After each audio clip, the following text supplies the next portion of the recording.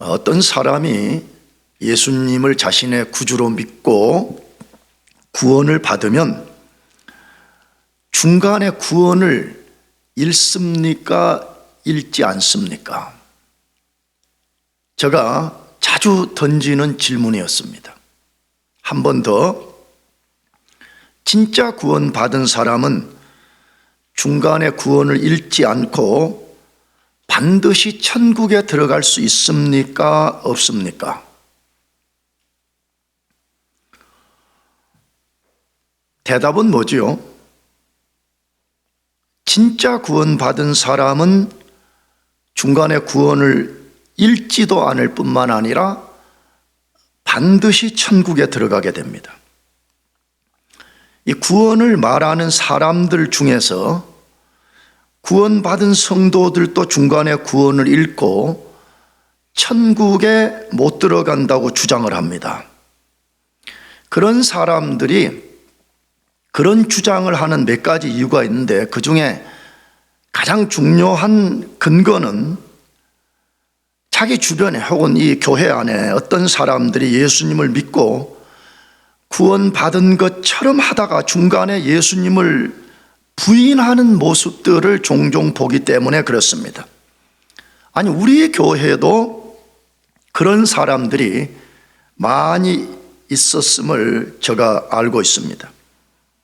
그러나 저는 그런 사람들이 구원받은 후에도 구원을 이룰 수 있다고 말하는 것에 동의하지 않습니다.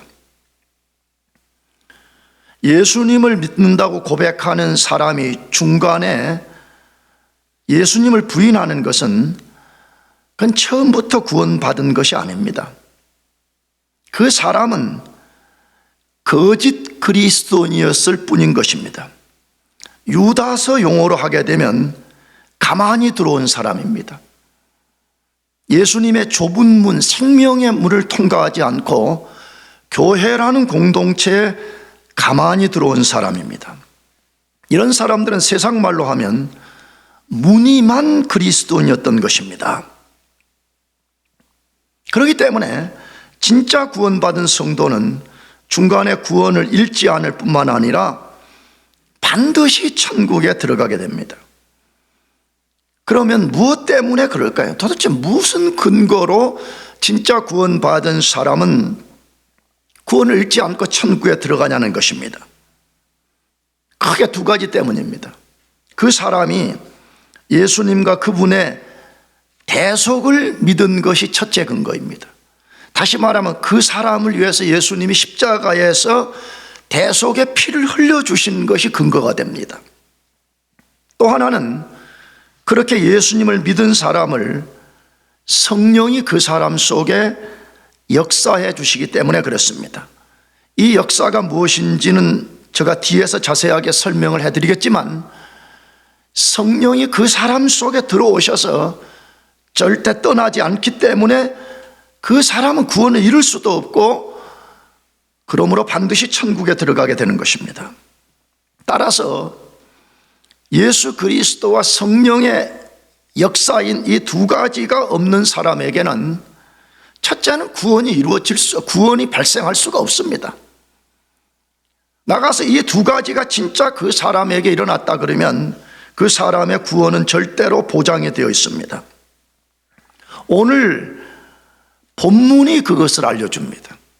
오늘 본문은 그리스도 밖에 있는 자연인이 어떻게 구원을 받고 구원받은 그 사람의 구원이 왜 절대 안전한가를 명료하게 알려줍니다.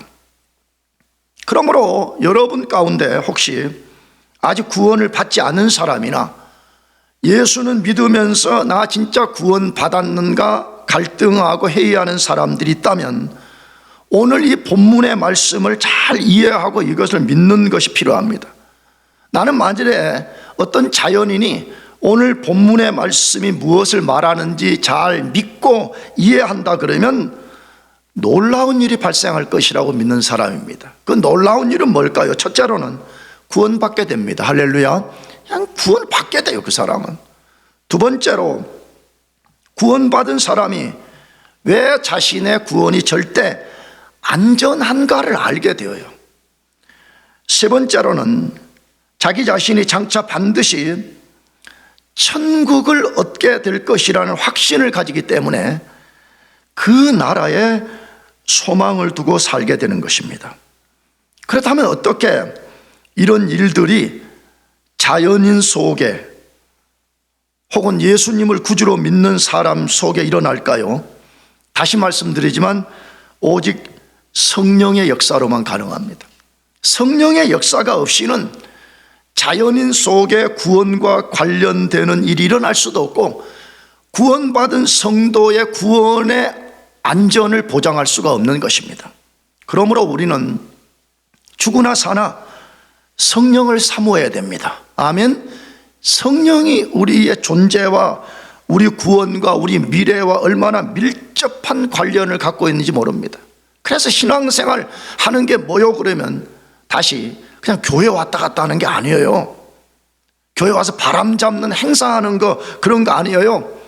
성령을 사모하고 사랑하고 절대적으로 그분만 의지하고 사는 것이 신앙과 우리 삶의 본질이 되는 것이에요.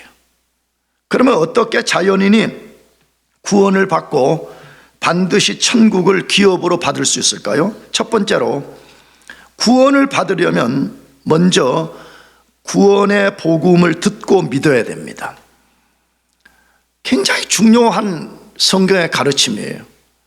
천국 가기 전에 내가 먼저 구원을 받아야 되는데 구원 어떻게 받아요? 그렇게 말하면 구원의 복음을 듣고 그 구원의 복음을 믿어야만이 구원을 받을 수가 있다고 말씀합니다. 그것이 오늘 본문 에베소서 1장 13절 상반절 말씀인데 같이 읽어보겠습니다. 그 안에서 너희도 진리의 말씀 곧 너희의 구원의 복음을 듣고 믿어. 짧지만 굉장히 중요한 말씀인 거죠. 다시 그 안에서 너희도 진리의 말씀 곧 너희의 구원의 복음을 듣고 믿어 이렇게 되어 있습니다. 이 말씀은 사도 바울이 성령의 감동으로 기록한 말씀인데 사도 바울이 예수님을 실제로 한 번도 본 적이 없는 에베소 교회 성도들이 어떻게 예수님을 믿고 구원받았는지를 다시 상기시켜주는 내용이에요. 근데 어떻게 구원을 받았다고 말씀합니까? 다시 진리의 말씀 곧 구원의 복음을 듣고 믿어서 구원을 받았다라고 말씀하고 있습니다. 사랑하는 교우 여러분들, 진짜 여러분 구원 받기를 원하십니까? 나가서 진짜 여러분들이 구원을 받았다면 나는 어떻게 구원을 받았는지 분명히 알아야 되잖아요. 구원 받기를 원하시고 내가 어떻게 구원 받았는지를 알기를 원한다면 이 말씀에 주목해야 됩니다. 다시 말씀드리지만 에베소 교회 성도들이 예수님 보고 믿은 것이 아니었습니다. 그들은 예수님을 본 적이 없었습니다. 그들이 구원을 받게 된 것은 그들에게 들려진 진리의 말씀을 듣고 믿었다 그렇게 되어 있습니다. 우리가 알지만 초대교회 성도들 중에서 예수님을 실제로 보고 믿은 사람들도 있었지만 대부분은 예수님을 보지 못하고 자신들에게 들려진 구원의 복음을 듣고 믿고 구원을 받았습니다. 그런데 오늘날 교회 안에 많은 사람들이 구원에 대해서 회의와 갈등 속에 있는 것을 보게 됩니다. 왜 그럴까요? 왜 구원받는 방식이 명료하게 성경에 소개가 되었음에도 불구하고 구원에 대해서 회의하고 갈등하고 의심하냐 이 말이에요. 핵심은 뭐죠?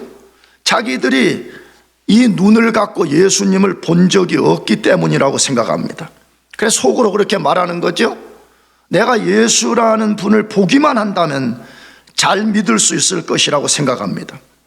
여러분 그렇게 하는 사람들이 저는 100번 이해됩니다. 왜냐하면 나도 처음 예수 믿을 때 예수는 그렇게 믿는 것인 줄 알고 엄청난 어려움을 겪은 적이 있었기 때문에 그렇습니다. 그러나 그런 사람들은 성경의 가르침에 근거하면 첫째, 자기 자신을 속이고 있는 것입니다. 두 번째로는 그런 사람들은 성경의 올바른 가르침에 올바른 반응을 보이지 않고 정확하게 말하면 불신앙으로 반응하고 있는 것입니다. 왜 그래요? 성경은 우리 자연인이 구원을 받는 데 있어서 조건이 예수님을 보는 것이라고 말하지 않습니다. 그런 것은 한 곳도 말씀하지 않습니다. 예수를 봐야만이 구원받는다는 그런 말씀은 성경에 한 곳도 없습니다. 그럼 어떻게 구원받죠? 예수님의 말씀을 믿는 것입니다. 예수님 말씀에 순종하는 것입니다. 그래서 여러분, 믿음을 어떻게 정의하고 계신지 모르겠지만 로마서 1장과 여러 곳에는 믿음이 뭐요? 그렇게 말하면 믿음은 하나님 말씀에 순종하는 것이라 그렇게 말씀하고 있습니다. 따라서 만일 어떤 사람이 예수님을 눈으로 볼지라도 그분의 말씀에 순종하지 않는다면 절대로 구원받을 수 없습니다. 근거는 뭐죠? 예수님 당시에 수많은 사람들이 예수님을 봤지만 구원받지 못했습니다. 성경은 자연인이 구원받으려면 구원의 복음을 듣고 믿는 것이라고 분명하게 말씀합니다. 내가 오늘 다룰 수 없지만 구원받는 데는 예수님을 보는 것과는 아무 관련이 없어요. 그분이 어떤 분이시고 그분이 우리 위해서 무슨 일을 행해 주셨는지를 잘 듣고 내가 그걸 믿음으로 수납, 다른 말로 하면 내가 그 말씀에 순종할 때에 구원의 역사가 일어나는 것이에요. 그래서 하나님도 우리에게 가서 복음을 전하고 전해진 복음을 듣고 그 복음에 순종하라고 반복해서 말씀합니다. 근데 그 말씀 중에 하나가 유명한 로마서 10장 13절에서 17절 말씀인데 길지만 읽어보겠습니다. 주목해서 읽어보세요. 하나님이 우리를 구원하는 방식이 무엇인가를 여기 기록해 놓았는데 그걸 우리가 잘 이해해보자 이 말이에요. 읽어보겠어요. 시작. 누구든지 주의 이름을 부르는 자는 구원을 받으리라. 그런즉 그들이 믿지 아니하는 일을 어찌 부르리요? 듣지도 못한 일을 어찌 믿으리요? 전파하는 자가 없이 어찌 들으리요? 보내심을 받지 아니하였으면 어찌 전파하리요? 기록된 바 아름답도다. 좋은 소식을 전하는 자들의 발이 함과 같으니라. 그러나 그들이 다 복음을 순종하지 아니하였도다. 이사야가 이르되 주여 우리가 전하는 것을 누가 믿었나이까 하였으니 그러므로 믿음은 들음에서 나며 들음은 그리스도의 말씀으로 말미암았느니라. 아주 명료합니다. 어떻게 하나님이 자연인을 죄에서 구원한다고 말씀해요? 먼저는 가서 먼저 복음을 들은 사람들이가 전하라고 말씀합니다. 그리고 자연인은 그 말씀을 들으라고 말씀합니다. 그래서 들은 다음에 그 말씀에 자기 자신을 복종시키라라고 말씀하고 있습니다. 다시 말하면 가서 복음 전하고 복음을 듣고 믿을 때만 구원받을 수 있다라고 말씀하고 있는 거예요. 이게 유일한 방법이에요. 이 방식 외에는 하나님이 인간을 구원하는 방식은 없는 것입니다. 자, 그렇다면 마땅히 우리가 질문해야 됩니다. 복음을 듣고 믿어야만 구원을 받는다 그랬는데 복음은 무엇이에요? 복음은 도대체 우리에게 무엇을 요구하냐 이 말이에요. 근데 복음이라는 것은 이 짧은 내용이 아니에요. 굉장히 광대한 이야기를 다루는 것이 복음이에요. 자, 근데 복음과 복음이 요구하는 것을 간략하게만 말씀을 드린다면 첫째, 자기 자신이 죄인이라는 것을 인정하라고 말씀합니다. 오늘 현대인들은 제일 싫어하는 게 뭐냐? 교회가 우리를 향해서 죄인이라고 말한다는 거예요. 그래서 듣기 싫어해요. 그러나 성경은 분명하게 구원받는 우리 쪽에 어떤 첫 스텝이 뭐냐고 말하면 먼저는 우리 자신이 하나님 앞에 죄인인 것을 인정하라고 말씀합니다. 왜 그렇죠? 여러분, 구원이란 말이 무엇이에요? 구원은 그냥 어떤 자연인을 그 상태에 가만히 두고 이 사람이 죽으면 천국 데려가는 그게 구원 아니에요. 구원은 먼저 죄로부터 그 사람을 구원해내는 것입니다. 어떤 사람이 만일에 자기 자신이 죄인인 것을 인정하지 않는다 그러면 하나님은 그 사람을 죄에서 구원해 줄 수가 없는 것이에요. 나아가서 그런 사람은 하나님을 거짓말쟁이로 만드는 거예요. 왜 요한 1세 보게 되면 하나님은 분명히 우리 인간은 죄인이요, 단 한 사람도 죄인이 아닌 사람이 없다고 말하는데 나는 죄인이 아니에요 라고 말한다면 그런 사람은 하나님을 거짓말쟁이로 만들 뿐만 아니라 그런 사람은 구원받을 수 없다 이 말이에요. 그렇기 때문에 구원받으려면 정말 자기 자신이 하나님 앞에 죄인인 것을 깨달아야 돼. 죄인인 것을. 근데 얼마나 안타까운 것은 나도 옛날에 그랬어. 사실은 죄를 상대적으로만 이해한다 이거예요. 다른 사람과 비교하는 거, 아니면 지금 현대 세상에 일어나는 그런 죄들을 보면서 나는 그 정도는 아니야 이렇게 생각하기 때문에 자기 자신의 죄인이 아니라고 생각한다. 내가 볼 때 그런 사람은 구원받을 수 없어요. 여러분, 우리 죄는 하나님 앞에서 보는 거예요.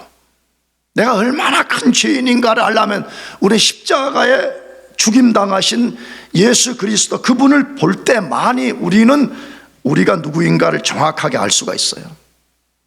두 번째로 예수님과 그분이 하신 일을 알아야 된다고 말해요. 예수님, 그분은 도대체 누구냐는 거예요. 그리고 그분은 도대체 우리 구원을 위해서 무슨 일을 해 주셨는가를 정확하게 알아야 된다는 거예요. 예수님 누구예요? 먼저 예수님은 하나님의 아들, 신성을 가진 하나님이라고 말씀해요. 그리고 나가서 그분은 죄 없는 인간이라고 말씀해요.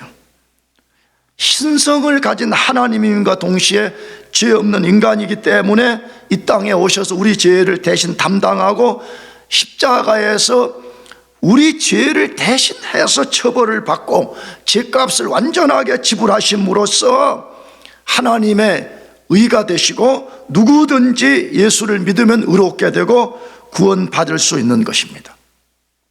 세 번째로는 예수님을 자신의 구세주와 주님으로 믿고 실제로 순종하라고 말씀합니다. 내가 자주 말씀드렸죠. 오늘날 거짓 복음 뭐지요? 너가 예수를 구주라고 그냥 날 따라서 고백만 하라. 그런 거짓 복음이 오늘 교회 안에 얼마나 많은지 모릅니다. 거짓말입니다. 예수님이 우리의 구세주가 되는 목적은 어디에 있는 거예요? 우리의 주가 되시는 데 있어요. 과거에는 자연인일 땐 우리 자신이 나의 주이고 마귀와 세상이 나의 주이지만 예수 믿어 구원받는다는 말은 뭐예요? 이제부터는 예수님이 나의 주님이십니다 하는 것을 고백하는 것이고 실제 그분의 주 되심에 순종하여 사는 것입니다. 그러므로 여러분 속이지 말아요. 예수님을 주로 인정하지 않는 사람들을 예수님이 구원해 주실 이유가 어디에 있어요? 다시 이렇게 말해 봅시다. 어떤 사람이 나는 죄에서 구원받는 것만을 원하지 예수님이 나의 주가 되는 것을 원하지 않아요 라고 말한다면 예수님이 그 사람을 죄에서 구원해 줄 이유가 어딨냐 이 말이에요. 그러므로 나는 여러분에게 이렇게 묻고 싶어요. 왜 안 믿어진다 뭐 어쩐다 자꾸 그렇게 하지 말고, 나는 진짜 방금 말한 내가 하나님 앞에 죄인인 것을 인정하는가? 예수님만이 나의 유일한 구원주인 것을 믿는가? 나아가서 나는 그분이 나에게 무엇을 요구하든지 그분만이 나의 주이시라는 것을 고백하냐 이 말이에요. 만약 그렇다면 하나님은 그 사람을 즉각 구원해 주실 것입니다. 반드시 구원해 주십니다. 그러므로 다시 하나님의 복음을 잘 듣는 게 필요해요. 듣고 그것을 믿는 것이에요. 그 믿는 바대로 예수 그리스도의 주 되심을 인정하고 사는 것임을 기억하시길 바랍니다. 그 다음 두 번째로 어떻게 자연인이 구원받고 천국을 받게 되어요? 구원의 견고한 보장을 위해서 성령이 인을 쳐주십니다. 다시 말하면 어떤 사람이 진짜 예수 믿고 구원받으면 성령님이 그 사람에게 뭐 쳐주신다고요? 인을 쳐주시는 역사가 일어나요. 그 말씀이 에베소서 1장 13절 하반절인데 이렇게 되어 있어요. 약속의 성령으로 인치심을 받았으니 자, 어떤 사람이 복음을 듣고 믿고 순종하면 그때 하나님이 약속한 대로 성령으로서 그 사람에게 인을 쳐준다라고 되어 있습니다. 성령의 인치심은 신비로운 일이기 때문에 사람들이 인침을 받는 것을 거의 경험할 수가 없습니다. 물론 아주 극소수의 사람들이 성령이 인을 칠 때의 순간 그것을 아는 사람들이 있는 것은 사실입니다. 그러나 대부분은 성령의 신비로운 인침을 거의 경험할 수가 없습니다. 그러나 진짜 성령이 인을 쳐주게 되면 인쳤다는 것이 분명하게 그 사람 속에 이제 발생이 됩니다. 그렇다면 성령으로 인을 친다는 것은 무엇을 말하는 것일까요? 여기 인친다는 말씀을 우리가 자세히 알기 전에 이 인친다는 말의 성경의 동의어를 우리가 좀 알 필요가 있어요. 물론 동의어가 똑같은 내용을 담는 건 아니지만 거의 유사한 내용을 담고 있는 동의어가 있는데, 성령이 인을 친다는 말은 성령이 그 사람 속에 들어와 내주하신다는 말입니다. 자연인 속에는 성령이 내주하지 않아요. 진짜 예수 믿고 구원받은 사람 속에는 신비롭게 성령이 그 사람 속에 들어와서 살게 되어요. 한 번 성령이 내주하시면 성령은 절대로 그 사람을 떠나지 않습니다. 내주하시는 성령이 하시는 일이 뭐냐 그러면 그 사람의 옛 죄로 죽었던 영혼을 살려내는 역사를 만들어요. 이것을 중생, 본어게인, 리제너레이션이라고 부르는 거예요. 근데 이 말의 또 다른 동의어는 뭐냐 그러면 성령의 세례를 받았다는 말이에요. 그래서 그때 말씀드렸어요. 성령 세례와 성령 충만은 다른 것인데, 성령 세례는 최초에 내가 성령을 받는 것을 성령 세례라 그렇게 말합니다. 근데 이 성령 세례의 또 다른 말은 기름 부음을 받았다라는 단어와 동의어인 것입니다. 그러므로 뭘 말하는 거죠? 성령을 모시고 거듭나고 성령 세례를 받고 기름 부음을 받은 사람만이 참 그리스도인이라는 거예요. 그러므로 이런 일이 일어나지 않는 사람은 진짜 그리스도인이 아닌 거예요. 그렇다면 성령의 인침은 무엇을 말하는 것일까요? 인친다는 것은 문자 그대로 어떤 것에 이렇게 사인한다는 것, 아니면 도장을 찍는 행위를 말합니다. 지금도 그렇지만 1세기에 어떤 사람이 어떤 것에 인을 치는 것은 인을 친 그것이 자기 소유라는 표시를 하는 아주 중요한 행위였습니다.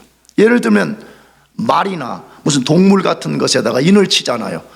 뭐죠? 불도장을 만들어서 자기 소유권에 표시를 한 다음에 그것을 불에다가 달궈 가지고 말이나 소나 동물들에게 인을 쳐서 이것은 내 것이라고 하는 소유 표시를 하는 것입니다. 하나님도 그렇게 하신다는 거예요.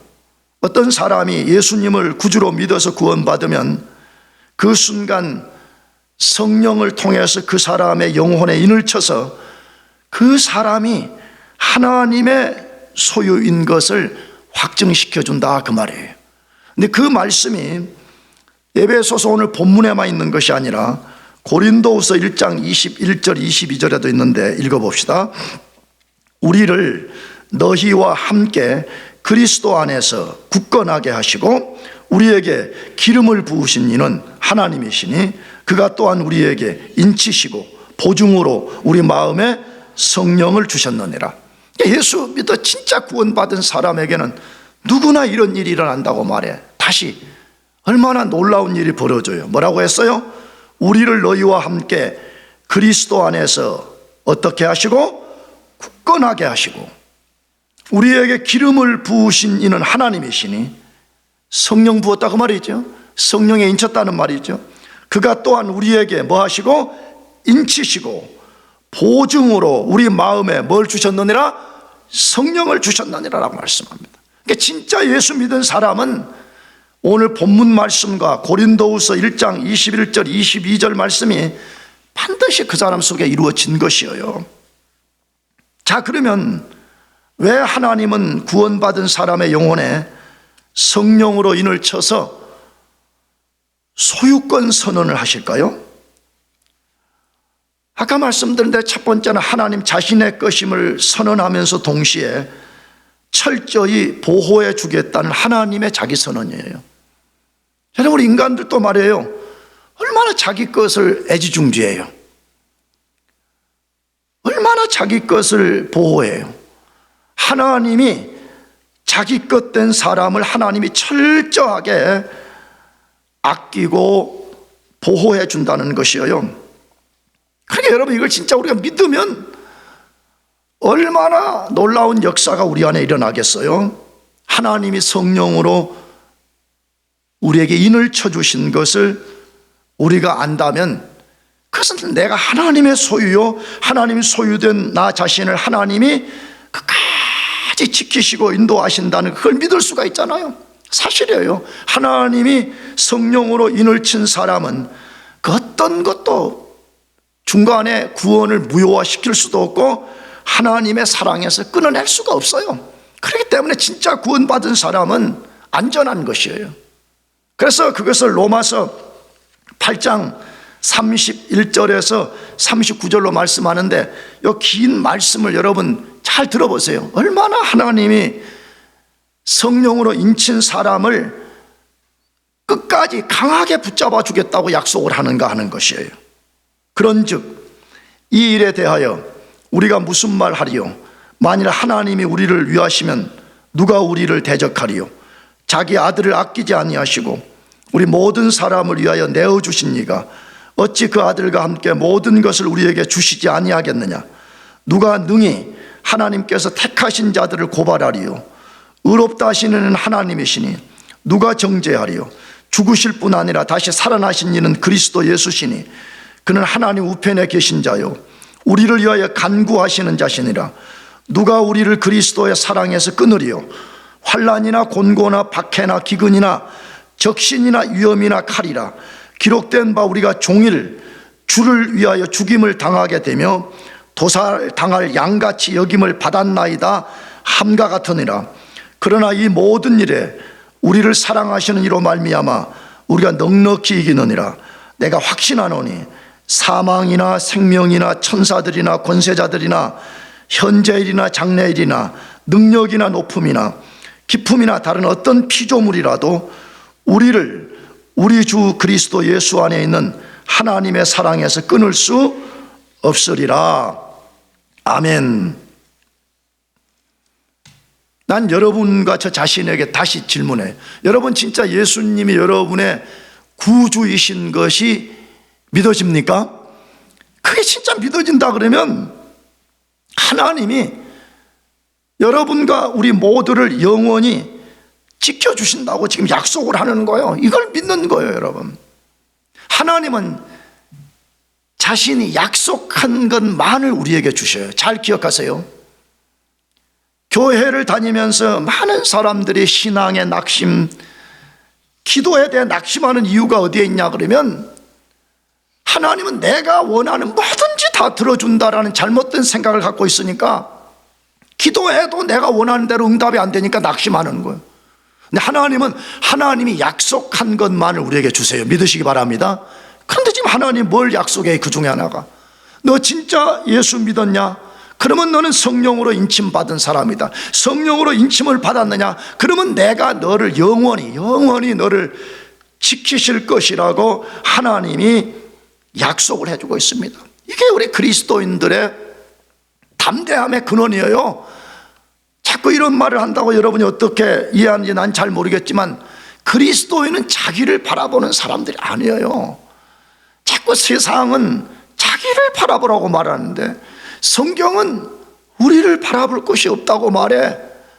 예수 그리스도와 하나님의 약속을 바라보라고 말해. 그런 사람들은 자기 상황이 어떠하든지 그 약속하신 이의 신실함을 믿기 때문에 현재의 상황을 극복해낼 수가 있는 것이에요. 자, 근데 이런 말을 하면 또 이제 성도들은 뭘 또 고민하고 있냐 그러면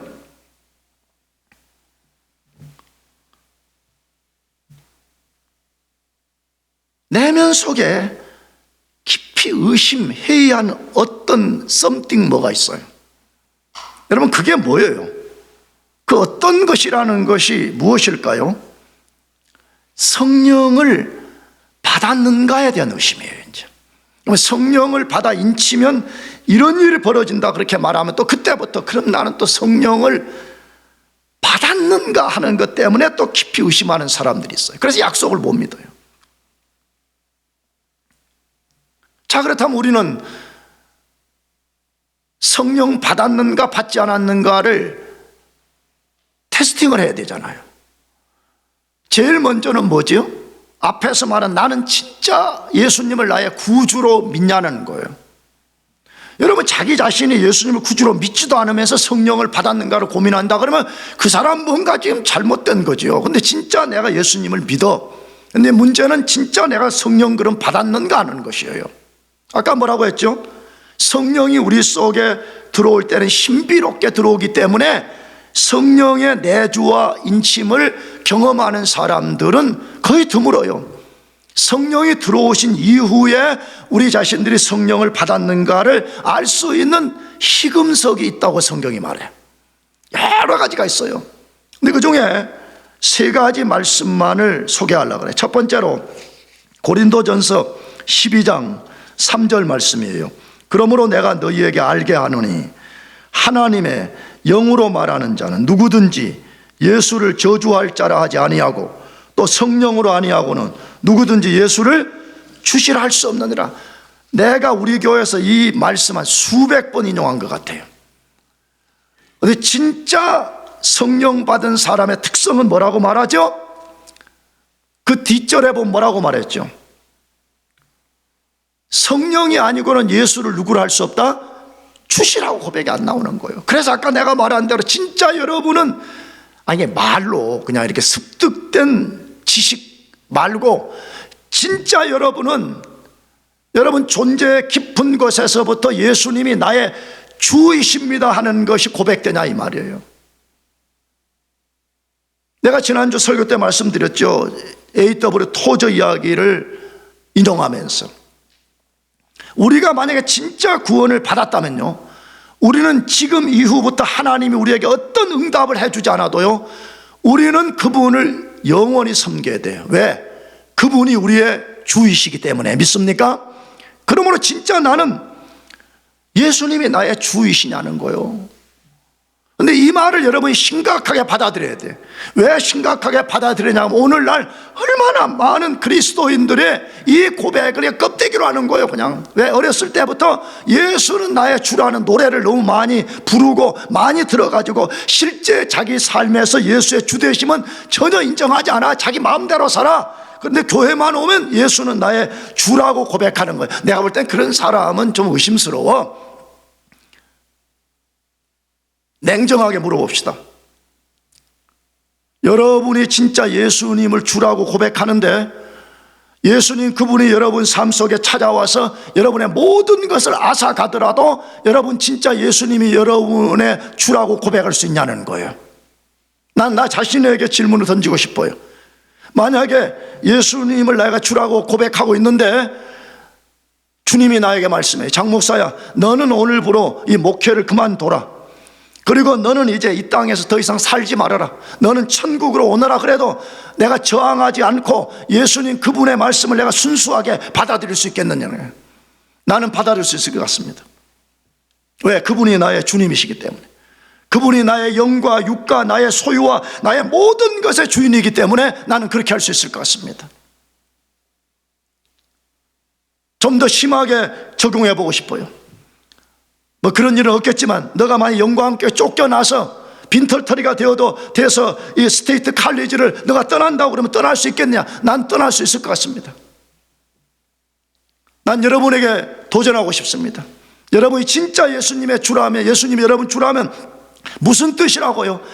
그분이 우리의 생명과 죽음과 우리 소유의 모든 것의 주권자라는 말입니다. 진짜 그 고백을 하고 있냐는 거예요. 내가 볼 때는 너무 의심스러운 사람들이 많아. 그리스도의 주되심을 인정하지 않아.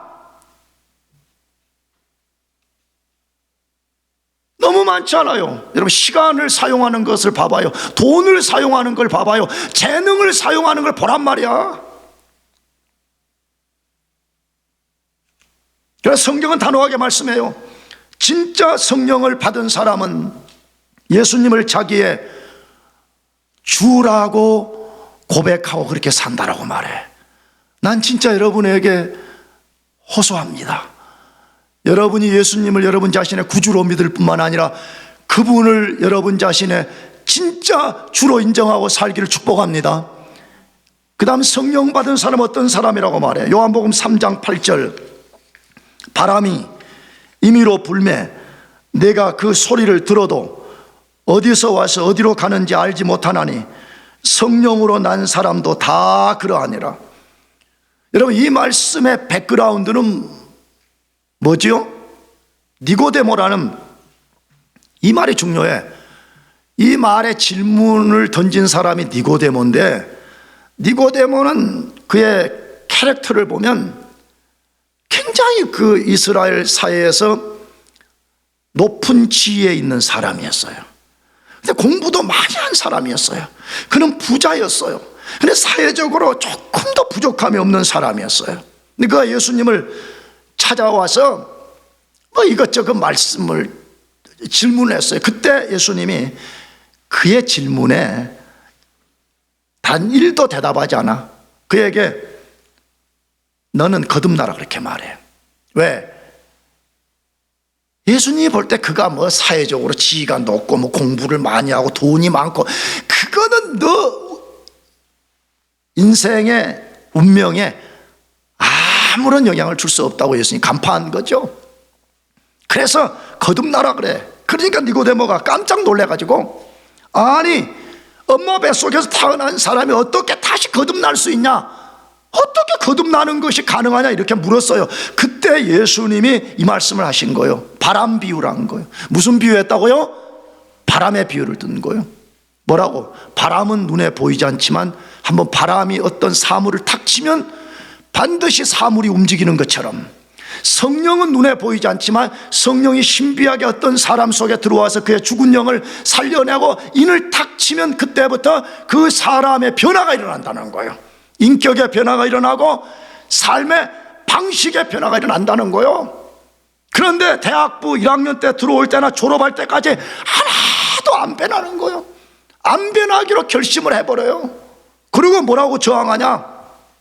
우리 교회 목사님은 너무 세다는 거예요. 맞아요. 센 건 좀 사실인 것 같아요. 근데 잘 보자는 말이에요. 나는 오늘 아침에도 집에서 혼자 성경을 읽으면서 그런 생각을 했어요. 자꾸 우리 교인들이 목사님은 너무 세다 그러니까, 진짜 나는 하나님이 원하는 것의 어떤 수준에 맞게 설교를 하는 목사인가, 아니면 그 수준을 완전히 떨어뜨려가지고 하향 평준화를 만들어 놓은 목사인가 하는 거예요. 근데 내 속에 무슨 생각이 드냐? 하나님은 하향 평준화를 갖고 우리들에게 다루는데 목사인 내가 스스로 만들어가지고 상향 평준화를 만들어서 여기까지 따라오시오 이렇게 한다 그러면 나는 거짓 목사요? 나는 지옥 갈 거예요. 왜? 갈라디아서 보게 되면 천사들이라도 복음이 아닌 것을 전하면 그런 저주를 받는다고 되어 있으니까. 그래서 내가 갈등이 생기는 거예요. 무슨 갈등? 진짜 우리 교인들을 다 서로 좋다고 하향 평준화를 만들어가지고 교회만 나와도 대수 오케이입니다. 여러분이 세상에서 어떻게 살든지 상관없어요. 여러분 주일날 교회만 나와가지고 헌금해 주시고 같이 우리가 함께 모였다는 것을 인정만 하고 돌아가세요. 그런 목사로 내가 살 것인가? 아니면 지금 현재 우리가 성경의 빛에 비춰볼 때 우리는 전혀 다른 변질된 그리스도인인가? 이게 내 고민인 거예요. 이게 내 고민.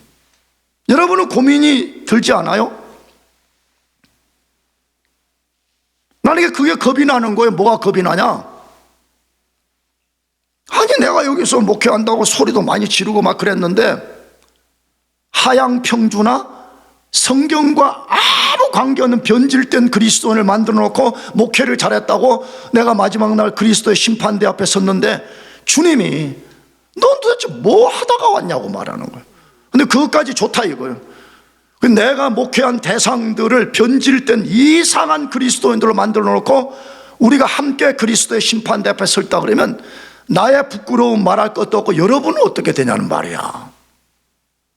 그러니까 여러분, 목사가 자꾸 세게 한다 그렇게 말하지 말고 진짜 나는 진리인 성경대로 믿고 있는가, 아니면 그냥 내가 하나님을 상상해서 만들어가지고 내가 아무렇게나 신앙생활 하는가를 점검해 볼 필요가 있다는 것이에요.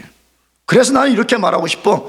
여러분이 만약에 성경을 읽고 깨달았는데 장부한 목사가 뭔가 잘못 전했다 그러면 여러분이 나한테 와서 어떤 비난과 도전을 해도 내가 그걸 기꺼이 받을 거예요. 심지어 오해하지 말고 들어요.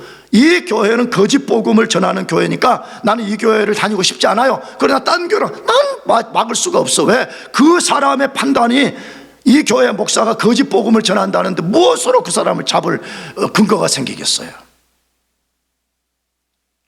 성경은 분명하게 말해.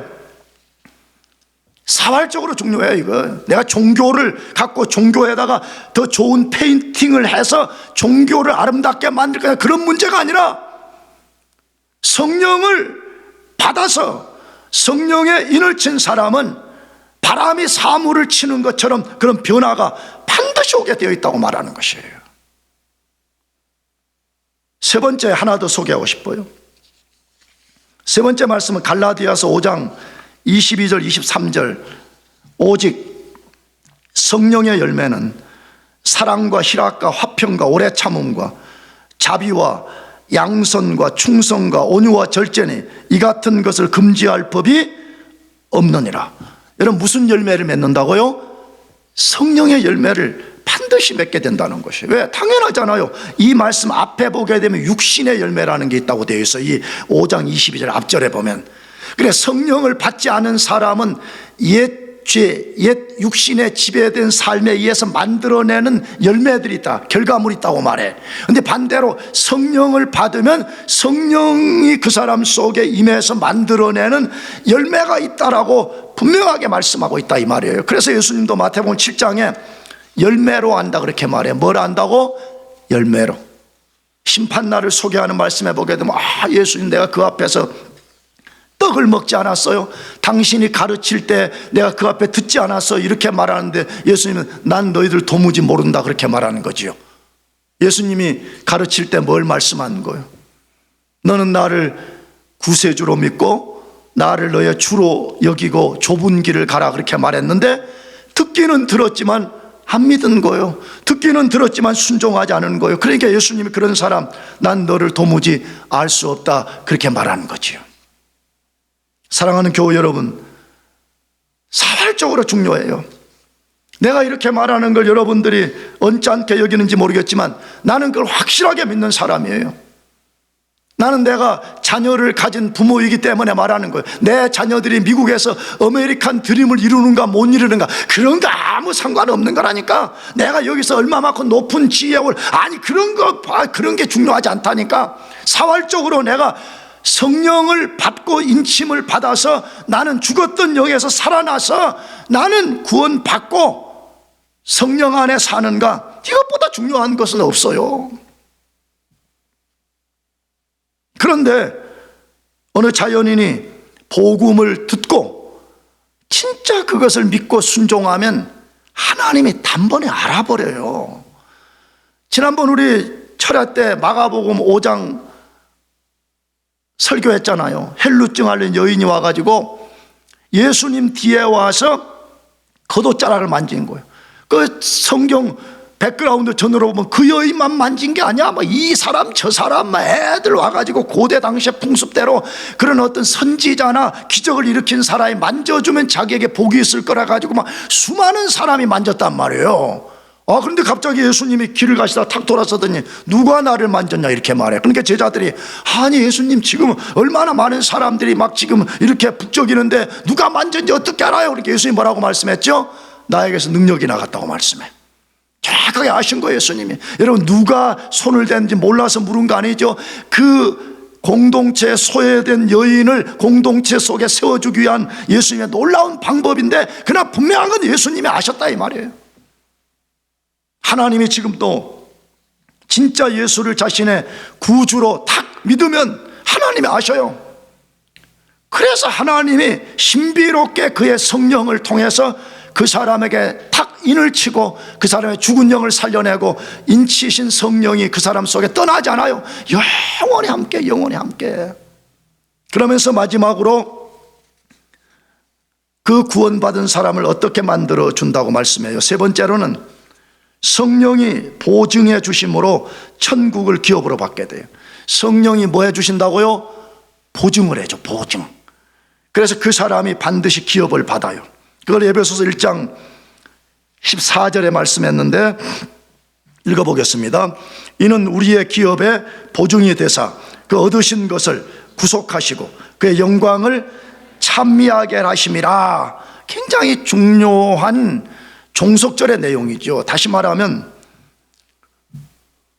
우리가 어떻게 구원을 잃어버리지 않고 끝까지 믿음을 지키다가 천국을 기업으로 받게 되는가. 바꿔놓고 나면 성령이 우리 속에 와서 인을 쳐주시는 이유와 목적이 뭔가, 그걸 말하는 거잖아요. 근데 그걸 뭐라고 다시? 이는 왜냐하면 우리 기업에 뭐가 되사? 보증이 되사 그 얻으신 것을 구속하시고 그의 영광을 찬미하게 하심이라라고 되어 있습니다. 성령이 왜 우리 속에 와서 인을 쳤냐고 말할 때 우리 기업에 보증이 된다, 그렇게 말한다 이 말이에요. 자, 그러면 우리는 이 말씀에서 꼭 두 가지를 기억할 것이 필요해. 첫째가 뭐죠? 진짜 예수 믿어 구원받은 사람은 얼마나 복된 소망을 가진 사람인가를 우리가 기억해야 돼. 두 번째는 뭐라고요? 왜 그리스도인은 구원받은 후에 중간에 구원을 절대 잃어버릴 수 없는가를 기억할 필요가 있다 이 말이에요. 그러면 그리스도인의 복된 소망은 무엇입니까? 장차 기업을 받는 것입니다. 장차 우리가 언젠가 기업을 받게 돼요. 근데 이 기업은 뭐죠? 천국을 말하는 것입니다. 언젠가 그리스도인은 반드시 천국을 기업, 이너리턴스로 우리가 받을 수 있도록 성령께서 인을 쳐서 보증한다, 그렇게 말씀하는 것이에요. 그러면 천국은 어떤 곳이에요? 나는 오늘 너무 많은 그리스도인들이 천국이 어떤 곳인지를 모르기 때문에, 반대로 말하면 너무 이 유한하고 썩어질 세상에 너무 세상의 종이 되어버려가지고 천국을 사모하지 않는다는 거예요. 삶을 보면 알아. 이 사람이 진짜 천국을 사모하고 사는 사람인지 아니면 이 썩어질 땅의 것을 사모하고 있는 사람인지가 너무 명료하다는 거예요. 근데 왜 그럴까? 천국이 어떤 곳인지를 모른다는 거예요. 여러분, 우리가 그냥 비근한 예로, 나는 그 예를 드는데 그 예가 정확히 이해되나 모르겠어요. 나는 한국에서 미국 유학 올 때 그토록 유학 올라 발버둥을 쳤습니다. 근데 만약에 날들어 뭐 그런 나라를 비하하는 건 아닌데 저 아프리카로 유학을 가라고 그랬다 하면 나 그렇게 발버둥 안 쳤을 것 같아요. 나는 모든 걸 포기하고 토플 학원 다니고, 그 다음에 그 당시에 막 미국 비자가 잘 안 나올 때인데 내가 관악산 그 어디 언덕배기에 살았는데 토플 학원 갔다 오면 영어도 잘 안 되니까 실력이 안 느니까 답답해서 관악산 막 거의 정상에 올라가가지고 하나님께 기도 많이 했어요. 하나님, 나도 좀 유학 갈 수 있게 해주세요. 나도 유학에 좀 문을 열어달라, 그렇게 했다 이 말이에요. 근데 만약 하나님이 야, 장 목사, 너는 미국으로 가지 말고 야, 아프리카에 이름 없는 동네 가가지고 신학을 해라 그랬다 그러면 나 그렇게 발버둥을 안 쳤을 거예요. 뭐 지금은 미국이 별것 없지만 그 당시만 해도 그냥 미국 가면 뭐가 있나? 그것 때문에 한국을 버리고 내가 미국 오려고 발버둥을 쳤단 말이에요. 근데 왜 그리스도인들은 천국에 대해서 사모함과 큰 나라를 손에 넣기 위해서 발버둥 치지 않냐 이 말이에요. 천국이 어떤 곳인지를 모르기 때문에 그러는 것이에요.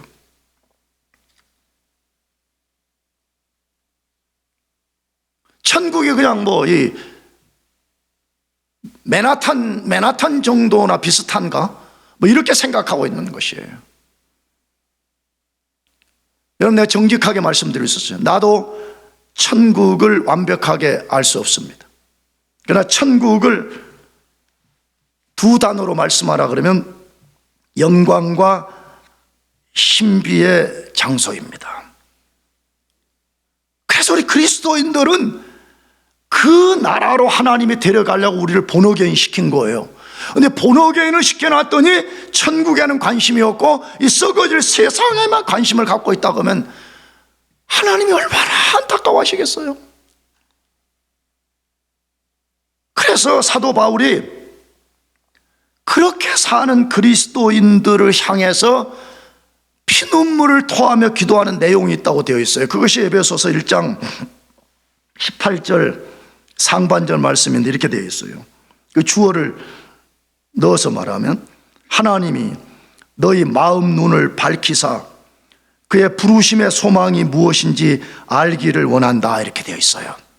바울이 기도하는 내용을 쭉 쓴 건데 너희의 무슨 눈이 밝혀져서 마음의 눈이 좀 활짝 열어져서 그의 부르심의 소망, 이게 천국을 말해요.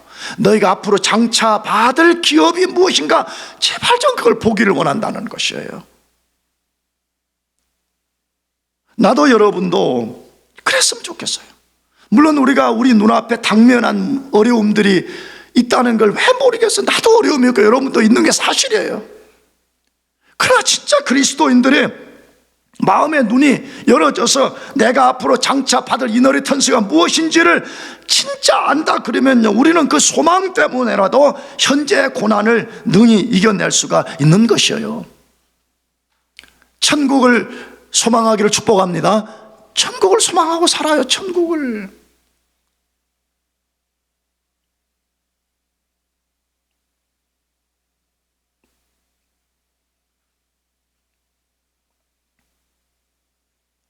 그런데 천국을 하나님이 우리에게 반드시 기업으로 주시기 위해서 인을 쳤기 때문에 우리의 구원은 중간에 잃어버릴 수가 없다는 거예요. 물론 이 말은 나는 그러면 구원을 안 잃어버리니까 이제 내 마음대로 불순종하고 살아도 되겠네. 여러분, 그런 사람은 아직 복음이 뭔지를 모르는 것이고, 만일에 진짜 구원받은 사람이 그렇게 산다 그러면 하나님이 그 사람을 가만히 두지 않아요.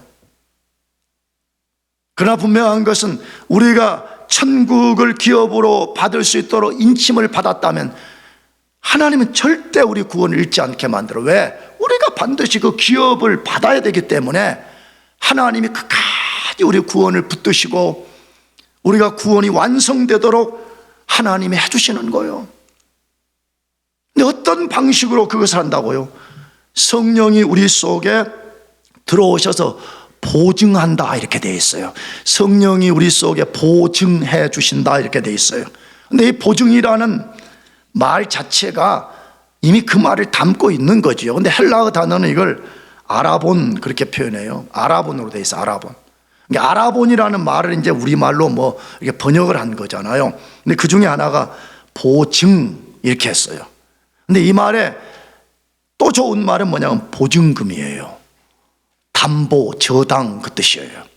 우리가 어떤 집을 살려면 나 이 집 꼭 사야지 그렇게 하고 리얼터에 가서 어떻게 해요? 보증금을 걸어요. 저당을 잡혀요. 내 이거 반드시 이거 내가 사고 싶습니다 이거잖아요. 근데 사람들은 보증하고도 못 지킬 때가 너무 많아. 근데 하나님은 절대로 실패하잖아. 왜?